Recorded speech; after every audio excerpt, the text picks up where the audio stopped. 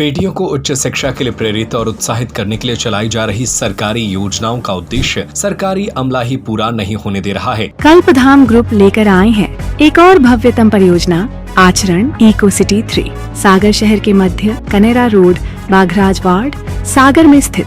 खासकर कॉलेजों में पढ़ने वाली छात्राओं को सरकार की तरफ से मिल रही स्कॉलरशिप उनके बैंक खातों तक नहीं पहुंच पा रही है। ताजा मामला सागर के बंडा के शासकीय महाविद्यालय में सामने आया, जहां 2019 से लेकर 2023 तक छात्राओं की स्कॉलरशिप में 76,25,000 का घोटाला सामने आया है। इस मामले से पर्दा तब उठा जब कुछ छात्राओं ने सीएम हेल्पलाइन में शिकायत दर्ज की। अब इस पूरे मामले की जाँच के आदेश दिए गए हैं। शासकीय महाविद्यालय के जिन छात्राओं को ये छात्रवृत्ति मिलनी थी, उनमें से 964 छात्राओं को आज भी छात्रवृत्ति का इंतजार है। 2019 में 365 छात्राएं छात्रवृत्ति के लिए पात्र थीं। इनमें से सिर्फ एक छात्रा विनीता पिता माखन लोधी को छात्रवृत्ति मिली, जबकि 364 छात्राओं की छात्रवृत्ति की 18,20,000 की राशि भ्रष्टाचार की भेंट चढ़ गई। इसी तरह 2020 में 327 छात्राओं को 16,35,000 और 2021 में 273 छात्राओं को 13,65,000 रुपए की छात्रवृत्ति नहीं मिली।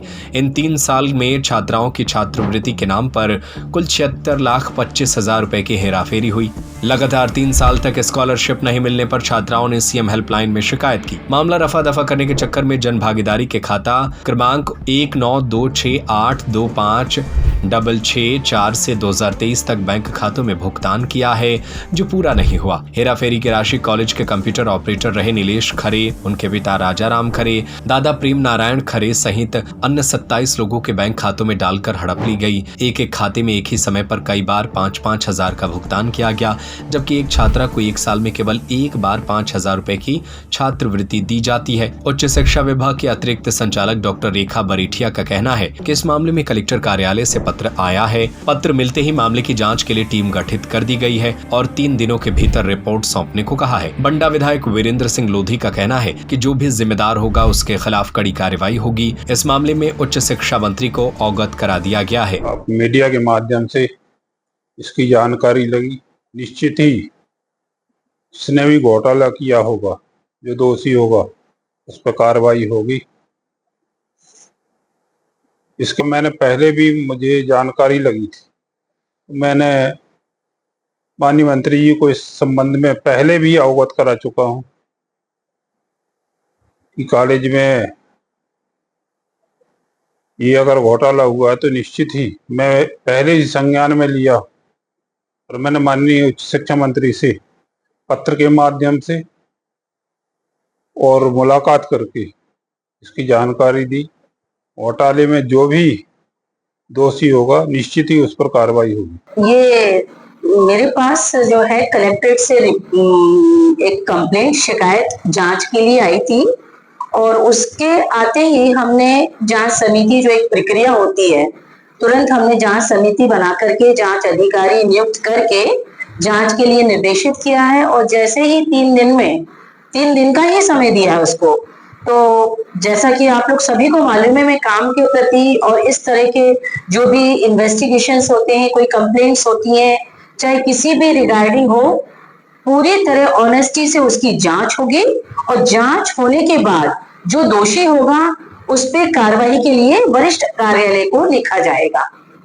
3 दिन का अल्टीमेटम दिया है जी जी जी। ये जब से मैं अध्यक्ष बना हूँ तो कई छात्रों की शिकायतें आ रही थी कि हमें छात्रवृत्ति नहीं मिली, बार बार ये विषय आ रहा था। तो इसमें जब हमने जानकारी ली तो ये हमारे संज्ञान में आया कि बड़ी मात्रा में छात्रों की छात्रवृत्ति के साथ हेराफेरी हुई है। तो उससे संबंधित जो भी जानकारी थी उस शासन को मैंने आवेदन के माध्यम से सूचित किया है और उसमें कार्रवाई लंबित है। करीब कितने छात्रों के साथ ये प्रकार की जन्म हुआ? देखिए, निश्चित तौर पे तो नहीं कहा जा सकता, लेकिन सैकड़ों की संख्या में छात्राएं हैं जिनकी छात्रवृत्ति के साथ हेराफेरी हुई है। कई दूसरे खातों में छात्रवृत्ति ट्रांसफ़र करवा के उनको उससे वंचित किया गया है। ऐसा भी जानकारी में आया है कि कई अपात्र छात्र थे और जो महाविद्यालय के छात्र ही नहीं थे उनके नाम से भी राशि निकाली गई है। इस संबंध में शासन को सूचना दी गई है और शासन के स्तर से उसमें कार्रवाई की जा रही है। ये राशि कितनी हो सकती है? जनभागीदारी के खाते से भी इसमें प्रतिपूर्ति के लिए राशि का आहरण किया गया है।